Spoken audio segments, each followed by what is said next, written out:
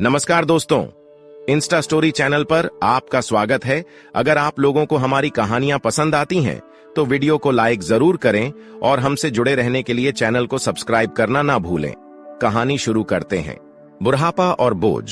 रामचरण और सरस्वती एक साधारण गांव के किसान थे।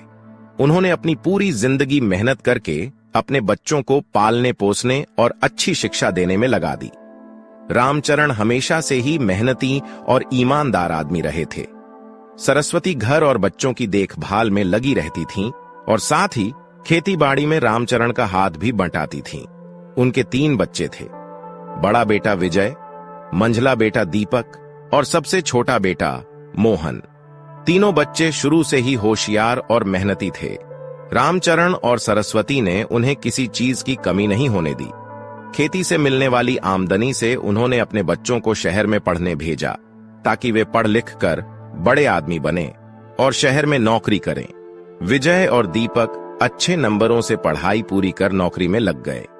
मोहन की पढ़ाई अभी बाकी थी, लेकिन उसे भी बड़े भाइयों के पद चिन्हों पर चलना था। रामचरण और सरस्वती को अपने बच्चों पर गर्व था।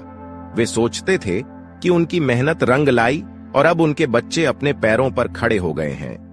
उन्हें भरोसा था कि बुढ़ापे में बच्चे उनका ध्यान रखेंगे और उनका सहारा बनेंगे। लेकिन समय ने जैसे करवट ले ली थी। विजय और दीपक शहर में बस गए और धीरे धीरे उनकी माँ बाप से दूरियां बढ़ती गईं। पहले वे गांव आते थे, लेकिन धीरे धीरे उनका आना कम होता गया। फोन भी मुश्किल से कभी करते।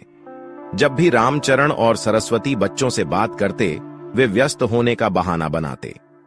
रामचरण और सरस्वती के लिए यह एक बहुत बड़ी तकलीफ थी, पर उन्होंने कभी बच्चों से शिकायत नहीं की।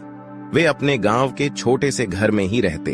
खेती भी धीरे धीरे कम होती जा रही थी, क्योंकि रामचरण की उम्र अब हो चुकी थी और उनका शरीर पहले जैसा नहीं रहा था।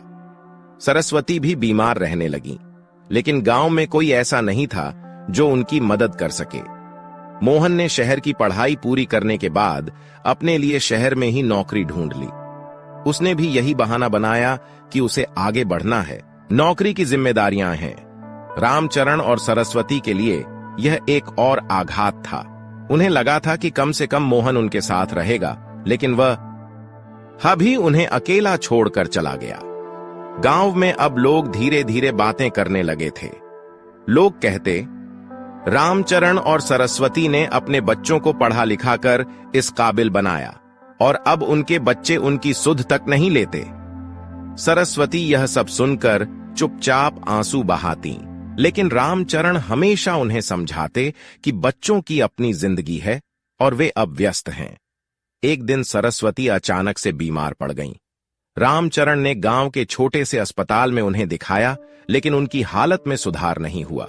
उन्होंने विजय, दीपक और मोहन को फोन करके मां की तबीयत की जानकारी दी, लेकिन सबने यह कहकर टाल दिया कि वे जल्द ही गांव आकर मां को देखेंगे। 1 हफ्ता बीत गया। सरस्वती की हालत और खराब हो गई। रामचरण अब क्या कर सकते थे? वे खुद बूढ़े हो चुके थे और सरस्वती की देखभाल में थकने लगे थे, पर उन्होंने कभी हार नहीं मानी। हर रोज वे अपनी बूढ़ी आंखों से रास्ता देखते कि शायद उनके बच्चे आएंगे। एक दिन सरस्वती ने रामचरण का हाथ पकड़कर कहा, मुझे लगता है अब मैं ज्यादा दिन नहीं रह पाऊंगी। मैं अपने बच्चों को एक बार आखिरी बार देखना चाहती हूं। क्या वे आएंगे? रामचरण ने बड़े मन से कहा, हां, वे जरूर आएंगे।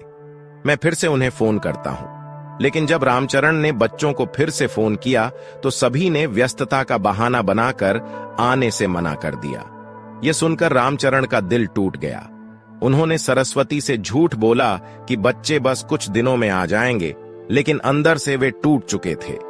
वे जानते थे कि अब उनके बच्चे उनके पास नहीं आएंगे। कुछ दिन बाद सरस्वती ने दुनिया को अलविदा कह दिया। रामचरण अकेले रह गए। गांव के कुछ लोग मदद के लिए आए और सरस्वती का अंतिम संस्कार किया, लेकिन उनके अपने बच्चे नहीं आए। रामचरण की जिंदगी अब पूरी तरह से वीरान हो चुकी थी। उन्हें न खेती में दिलचस्पी थी, न घर में। वे बस एक पुराने पेड़ के नीचे बैठकर अपने बच्चों के बारे में सोचते रहते थे, जिनके लिए उन्होंने सब कुछ किया था। कुछ महीनों बाद एक दिन रामचरण को भी दिल का दौरा पड़ा। इस बार गांव के लोगों ने भी बच्चों को फोन किया। लेकिन कोई भी नहीं आया। रामचरण की लाश 3 दिनों तक उनके घर में पड़ी रही। गांव के कुछ लोग मजबूरी में उनके अंतिम संस्कार का इंतजाम करने आए। किसी ने उनके बच्चों को फोन किया तो उन्होंने कहा, हम व्यस्त हैं, आप लोग ही देख लीजिए। रामचरण और सरस्वती का जीवन उस पुराने पेड़ की तरह हो गया था जो अपनी जड़ों से कट गया था। उनके बच्चों के लिए वे अब केवल एक बोझ बन चुके थे। रामचरण की मौत के बाद गांव में एक अजीब सी चुप्पी छा गई थी। गांव के लोग उनकी तकलीफ और अकेलेपन से वाकिफ थे, लेकिन अब किसी के पास कहने के लिए कुछ नहीं बचा था। सभी को एक कड़वी सच्चाई का एहसास हो चुका था। बूढ़े माँ बाप के लिए जब उनके बच्चे ही नहीं होते तो उनकी दुनिया कितनी छोटी और बेसहारा हो जाती है। विजय, दीपक और मोहन की अब भी कोई खबर नहीं थी। रामचरण की मौत के कुछ दिन बाद एक दिन मोहन ने गांव के एक पुराने रिश्तेदार से फोन पर खबर ली। उसने सुना कि उसके पिता का निधन हो चुका है। थोड़ी देर के लिए मोहन के दिल में एक कसक उठी, लेकिन उसने फिर वही पुरानी दलील दी, अरे गांव का काम तो किसी ने निपटा ही दिया होगा, मैं यहां अपने काम में बहुत फंसा हुआ हूं। विजय और दीपक ने भी यही सोचा होगा। उनके लिए मां बाप की मौत अब एक औपचारिकता भर बन गई थी, जिसे वे अपनी व्यस्त जिंदगी में जगह नहीं दे पाए। वक्त बीतता गया। रामचरण और सरस्वती की मौत को अब कई महीने हो गए थे। विजय, दीपक और मोहन अपनी अपनी जिंदगियों में पूरी तरह से रम चुके थे, लेकिन इस दौरान कुछ ऐसा हुआ जो उन्होंने कभी सोचा नहीं था। अचानक से विजय के एक बेटे ने अपनी पढ़ाई के लिए गांव जाने की इच्छा जताई। उसने कहा, पापा, आप और चाचा कहते थे कि दादा दादी ने गांव में बहुत मेहनत की थी। मैं एक बार वहां जाना चाहता हूं और उनके बारे में जानना चाहता हूं।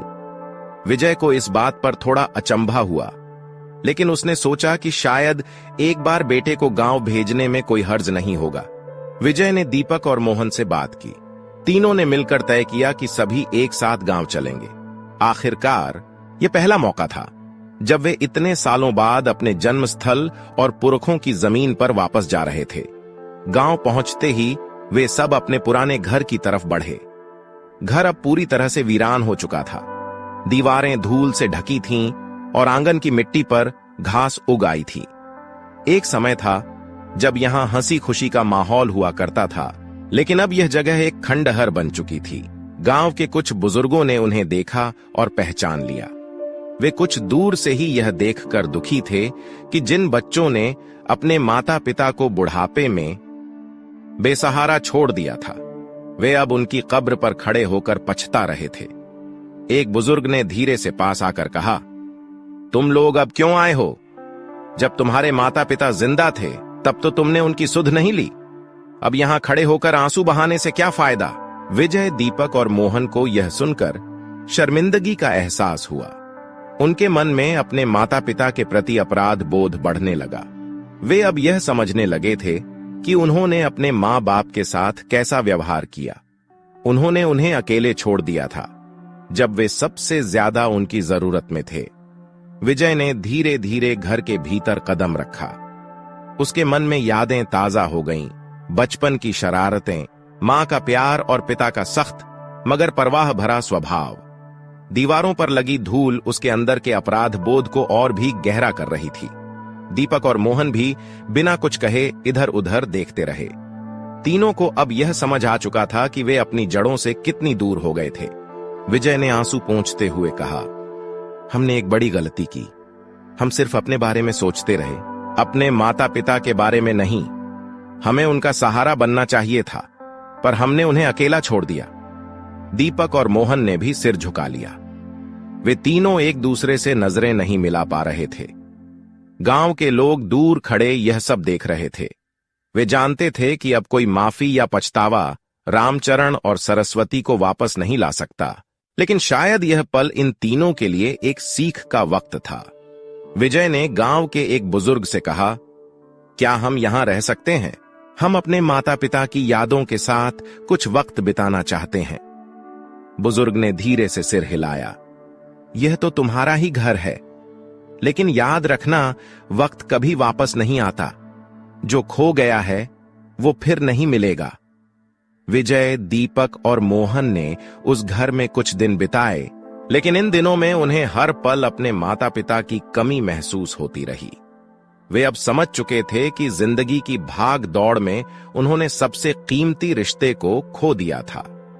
वक्त बीत चुका था और अब उनके पास सिवाय पछतावे के कुछ नहीं बचा था। जब वे वापस शहर लौटे तो हर एक ने एक संकल्प लिया। अपने बच्चों को वे कभी अपने माता पिता जैसी तकलीफ नहीं देंगे। वे अपने रिश्तों का मूल्य समझेंगे और अपने परिवार के साथ समय बिताएंगे। शायद यही उनके माता पिता की अंतिम सीख थी, जिसे वे बहुत देर से समझ पाए।